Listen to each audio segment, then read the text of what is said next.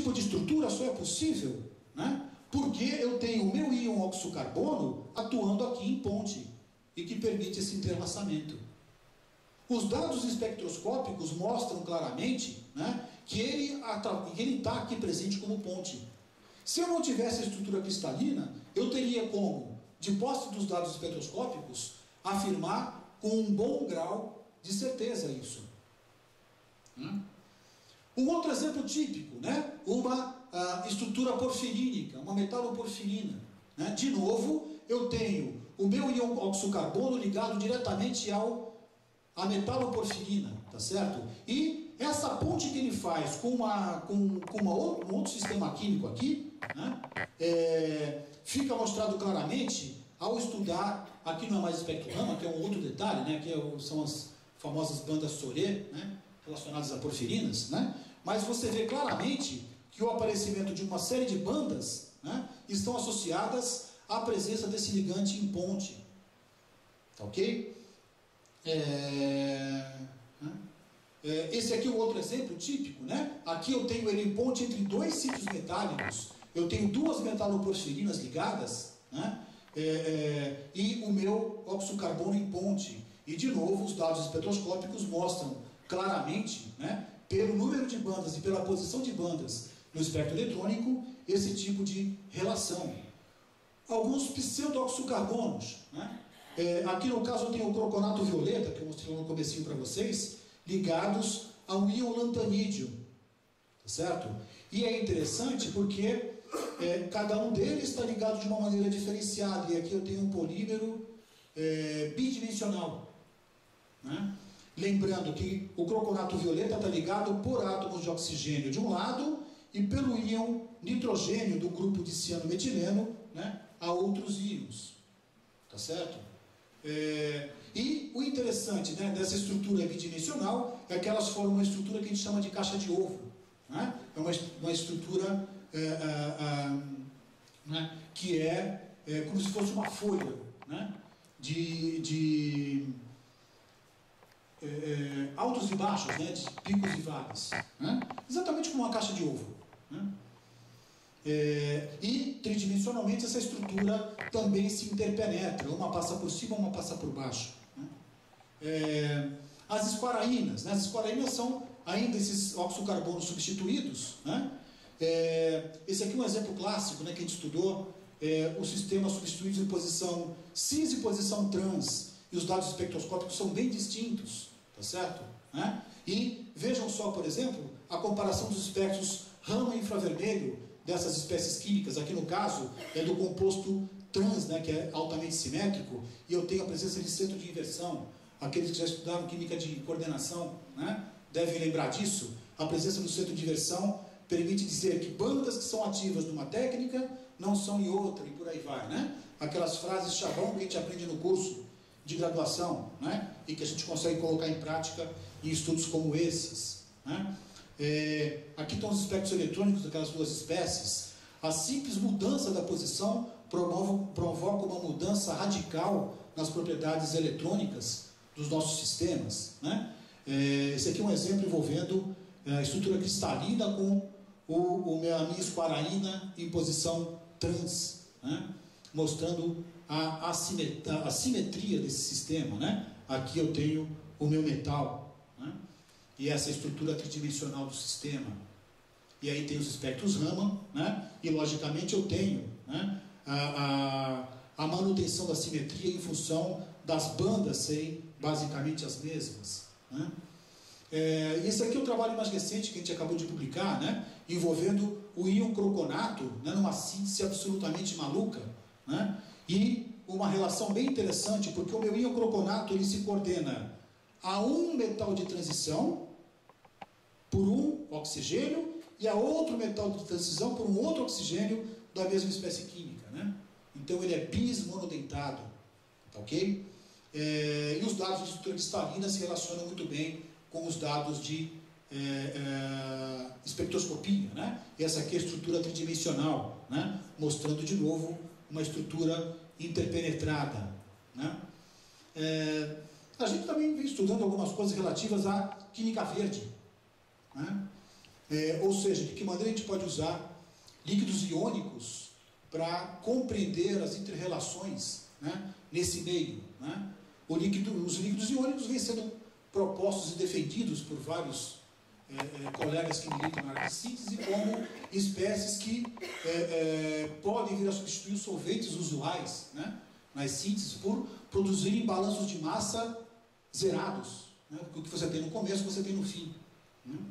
E nesse caso a gente estudou, né, vários líquidos iônicos colocando oxocarbonos no meio para tentar entender as inter-relações. No caso a gente estudou, né, o croconato violeta, e é interessante porque essa forma de explicitar a estrutura do croconato violeta, né, lembra a gente a estrutura de um caranguejo, né? Estava brincando aqui a gente tem o íon caranguejato, né? É brincadeira porque em química de condenação é muito famoso o íon escorpionato, não sei se vocês já viram, né? Tem o íon escorpionato, tem o íon sepulcrato, ele forma um clatrato, né, que envolve, parece um sepulcro mesmo, né, que envolve os íons de metais de transição. E aqui no nosso caso nós temos o íon caranguejato, ele fica bonito, né? Pelo menos em português fica, não sei em inglês como ficaria, né? E aqui então eu tenho os meus pares de duplas C-tripla-N, né? Esses são alguns dos íons, dos líquidos iônicos que a gente estudou, né? E é bem interessante porque as propriedades espectroscópicas mudam, né, para algumas bandas muito radicalmente, né, da minha sonda presente em diferentes líquidos iônicos, trabalhando em diferentes solventes, né? É um trabalho bem interessante que mostra, né? Esse aqui é outro trabalho que a gente desenvolveu, que a gente trabalhou também, né, com oxocarbonos. Isso é uma patente que a gente desenvolveu aí em Juiz de Fora, para a produção de vidros que a gente sintetiza a temperatura ambiente, né? São vidros diferentes, né? Logicamente não são vidros que a gente possa usar, né, para colocar na janela de casa, nem na janela do carro. Esses vidros são solúveis em água, eles são biocompatíveis. Isso quer dizer que você pode beber, né, e comer esse vidro, tá certo? Porque são vidros à base de fosfato, né? Fosfato é componente do nosso osso, tá certo? A gente tem fosfato na fita do DNA. Então, fosfato não é uma coisa agressiva. Quer dizer, claro, ninguém vai comer, né, 1 quilo de fosfato, ninguém vai comer um prato de vidro, né? Pelo menos o meu vidro, tá certo? Primeiro que é muito caro, vai custar uma fortuna comer esse meu vidro, né? Mas a intenção aqui é produzir esses vidros de tal forma que eles sejam veículos para alguns medicamentos que não são passíveis de serem tratados da maneira usual, como por exemplo com o amido, né? Espero que ninguém precise, né, fazer tratamento para tireoide, que tem que tomar iodo radioativo, né? Mas é um tipo de medicamento que não comporta, né, os veículos usuais. Esses medicamentos são fornecidos em outros veículos. E esse nosso vidro é um candidato fortíssimo a esse tipo de situação, né? Esses vidros, então, são produzidos por um processo chamado de conservação, né? E uma das formas que a gente estudou, né, as características foi adicionando oxocarbonos na estrutura para ver, então, né, a sonda, como é que estava, o que ela estava enxergando lá dentro, e obtendo claramente o espectro Raman para tentar, né, depreender estruturas e relações espectroscópicas. Aqui tem uma pequena fotografia do nosso vidrinho, né? Como eu falei, uma patente que já foi concedida, né? E eu espero, o dia que eu ficar rico, eu volto aqui, né, para fazer um seminário sobre meu vidro, né? Quem sabe? Mas não aconteceu ainda, né? Do ponto de vista, né, do que eu queria então falar um pouquinho para vocês dos nossos oxocarbonos, né? Eles são, logicamente, eles e seus derivados, modelos importantes para os mais variados tipos de ambientes químicos. A gente consegue depreender, via as suas relações espectroscópicas, em que tipo de ambiente eles estão, em que relações eles têm com o ambiente, né? A gente pode usar os espectros Raman de compostos contendo íons oxocarbonos para inferir perturbações provocadas por interações fracas, né? E, logicamente, esses aqui são resultados que podem ser muito úteis em química supramolecular, química essa que está interessada nas interações que vão além, né, da geometria molecular. ok? Para vocês terem uma ideia do quão importantes são os oxocarbonos, né? Eu fiz aniversário ano passado, os meus alunos me deram um bolo, vocês estão vendo? Né? Tá certo? Isso foi realmente um marco, né? Os meus alunos perceberem isso, tá certo? Mas não é só isso que a gente faz no laboratório, né? É claro que esse é o meu carro-chefe, é o que eu gosto de fazer, é o que eu faço há mais de 20 anos, mas a gente faz um monte de coisas, um monte. Né? Eu não teria num seminário como falar de todas as coisas que a gente faz aqui para vocês, e eu acabei escolhendo algumas coisas para falar, né? Dentre essas coisas, a gente trabalha com pigmentos envolvidos em arte e arqueologia, tá certo? A gente trabalha com alimentos, né? Não apenas os vidros, né? Alimentos mesmo, tá ok? A gente trabalha com moléculas de interesse biológico de maneira geral, né? Fármacos e por aí vai, né? Com produtos naturais, tá certo? Via de regra eu tenho um caminhão de alunos trabalhando com plantas no meu laboratório, né? E logicamente com materiais extraterrestres, né? Acabei de falar aqui do croconato, né? Marte, Vênus e por aí vai, né? Só para, né, deixar vocês um pouquinho animados, aqui está um trabalho já bem antigo, né? Para aqueles que estiverem enxergando aqui, é da década de 90 ainda. Esse aqui é um quadro do, talvez o pintor brasileiro mais famoso, Cândido Portinari, né? Que tem lá no museu em Juiz de Fora, e a gente estudou o que se chama de palheta do autor, né? Nós tivemos acesso a vários fragmentos da pintura do quadro para estudar a composição química usada pelo autor, pelo pintor, né? E é bem interessante porque por todo o fundo do quadro, o sinal espectroscópico que a gente obteve foi esse aqui, né? Que equivale ao espectro do lápis lazuli. Talvez não conheçam, as mocinhas talvez conheçam mais, né? O lápis lazuli é bastante usado como uma pedra semipreciosa para brincos e pingentes em geral, né? É uma pedra semipreciosa de cor azul, muito bonito, né? E é muito interessante porque o lápis lazuli é um alumínio silicato, né, que contém radicais enxofre. Você tem o S ligado ao S, enxofre, ligação, enxofre. E essa ligação enxofre-enxofre tem uma banda muito intensa em 540 centímetros a menos 1 no espectro Raman. Então é característico, não tem outro corante, pigmento azul, que dê esse espectro. E aí, por todo o espectro, por toda a tela do quadro do Portinari, eu tenho como fundo isso aqui. O que indica que antes de pintar, né, o nosso cidadão ali, o Murilo Mendes, né, o Portinari passou tinta azul por todo o fundo do quadro. Né? Isso é mania. Tem, né, quem um dia for ler alguma coisa sobre arte, né, cada pintor tem uma mania, né? E a mania dele era essa, né, de usar uma tinta como base para pintura do seu quadro, da sua canvas, da sua tela. Né? O interessante foi que numa parte aqui do quadro, né, a gente acessou o espectro, sabe do quê? Azul da Prússia. Isso aqui é um sinal de estiramento C-tripla-N. Azul da Prússia é um pigmento mais vagabundo, ainda é nobre, mas é muito mais vagabundo. É uma palavra feia, né? Muito menos nobre do que o lápis lazuli, né? Não é tão ordinário quanto uma cobalto-cianidina, né? Mas já é bem mais ordinário, né? E então o quadro já havia sido restaurado, já havia sido mexido, não se tinha notícia desse tipo de restauração. Então, esse tipo de trabalho denota, né, a possibilidade do uso da técnica como uma ferramenta auxiliar a restauradores, no sentido de conhecerem qual é, né, a forma de se trabalhar e que o autor utilizou para pintar o quadro.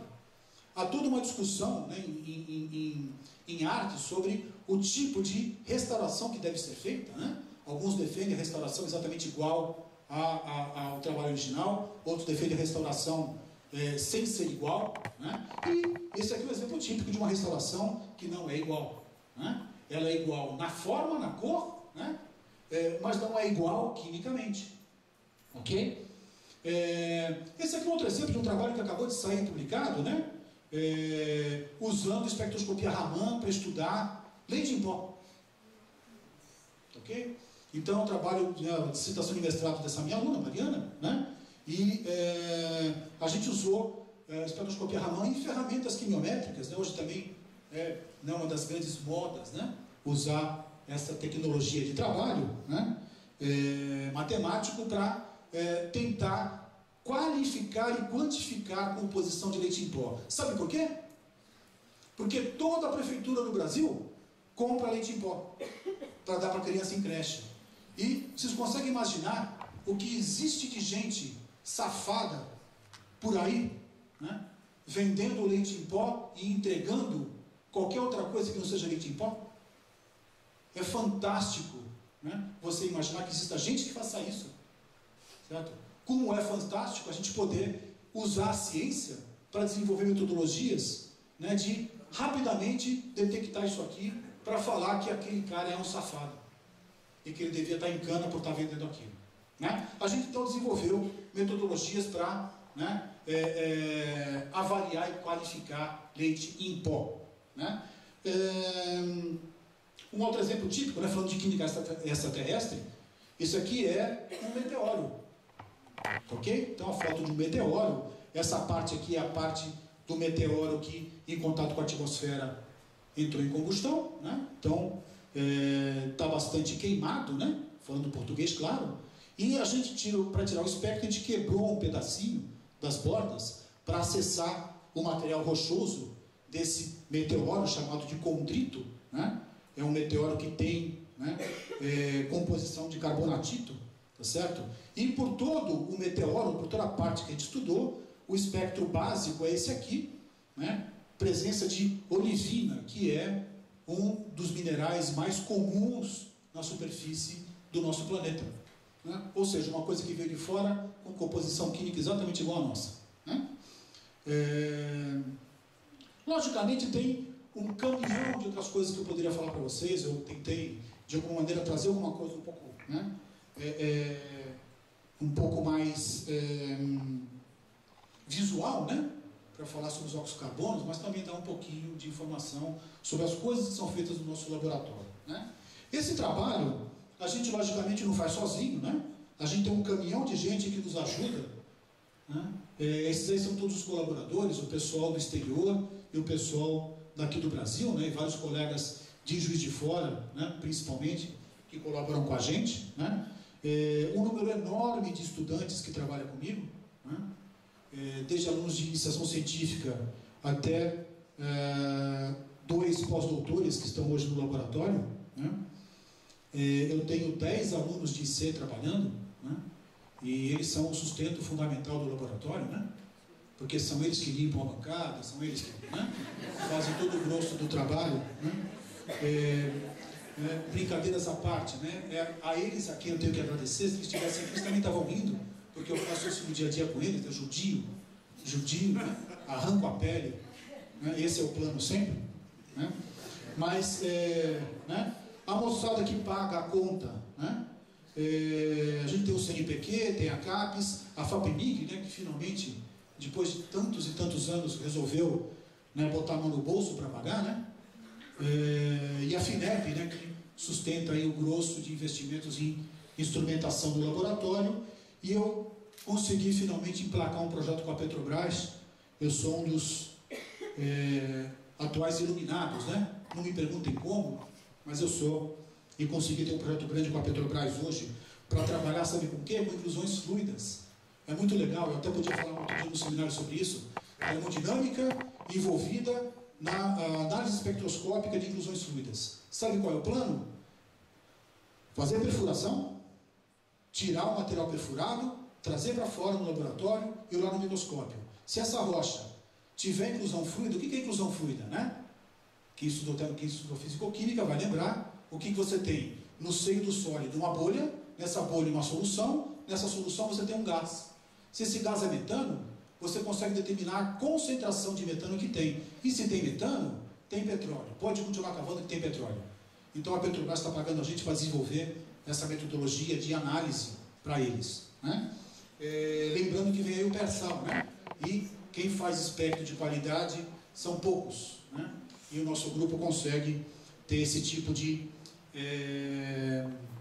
relação, né? Aqui estão alguns dos nossos estudantes, né? É importante ter as moças bonitas, né? Para sair na foto, né? Para deixar a foto bonita, né? Isso aqui é o meu laboratório velho. Eu mudei esse ano para um laboratório novo, né? está mais bonito, maior, cabe mais gente, né? Na verdade, mais uma vez, obrigado, né? Não só pelo convite, né? Mas pela oportunidade de mais uma vez estar aqui conversando com vocês, né? Eu acho que isso é uma coisa bastante interessante e eu acho que isso tem que fazer parte de uma interação muito maior que tem que existir entre a gente. A gente está separado por 2 horas de estrada, né? Nós, eu estou falando da Juiz de Fora e vocês aqui em São João, e é uma pena que a gente não consiga colaborar mais, né? Do que o que a gente já vem fazendo, né? Eu não mostrei aqui, mas a gente tem um trabalho forte que a gente vem fazendo, né? Tanto com a professora Patrícia, a professora Fátima, o professor Marco, né? Esquiavon, que a gente já vem fazendo há algum tempo, né? E já temos alguns frutos, a gente já tem alguns trabalhos que a gente conseguiu produzir dessa história, né? E isso tem que ser mais, tem que ser maior, né? E não só comigo e com esses 3, mas entre todos, né? A gente tem que de alguma maneira transformar isso tudo em